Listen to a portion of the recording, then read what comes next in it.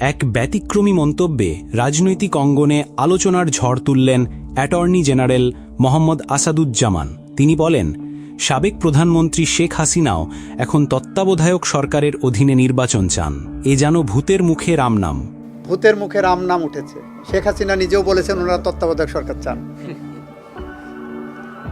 Supreme কোর্টে ত্রয়োদশ সংশোধনী বাতিল সংক্রান্ত রায় নিয়ে শুনানির অনুমতি মেলার পর নিজ দপ্তরে এক প্রেস ব্রিফিংয়ে তিনি এ মন্তব্য করেন। অ্যাটর্নি জেনারেল বলেন, আমরা চাই দেশে আবার তত্ত্বাবধায়ক সরকার ব্যবস্থা ফিরে আসুক, যাতে আর কোনো মায়ের বুক খালি না হয়, কোনো পরিবার আপনজন না হারায়, আর কাউকে রক্ত দিয়ে ভোটের অধিকার আদায় করতে না হয়। প্রধান বিচারপতি মনে করেন একটা কার্যকর সমাধান হওয়া উচিত, আমরাও মনে করি এটা একটা কার্যকর সমাধান হওয়া উচিত। কারণ আমরা চাই না বাংলাদেশের মানুষের ভোটের অধিকার প্রতিষ্ঠার জন্য আর কোনো মায়ের বুক খালি হোক,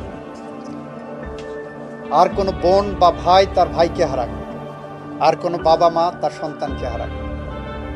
আমরা এটা চাই না বলেই মানুষের কথা বলার অধিকার, গণতান্ত্রিক অধিকার, সাংবিধানিক অধিকার দীর্ঘস্থায়ীভাবে এটা একটা সমাধান হবে। তিনি স্মরণ করিয়ে দেন, যেই আওয়ামী লীগ একসময় অনির্বাচিত সরকারের বিরুদ্ধে অবস্থান নিয়েছিল, তারাই আজ ক্ষমতায় থাকাকালে নিজেরাই ছিলেন অনির্বাচিত। তাই এখন শেখ হাসিনার মুখে তত্ত্বাবধায়ক সরকারের দাবি। এ যেন সত্যি ভূতের মুখে রাম নাম।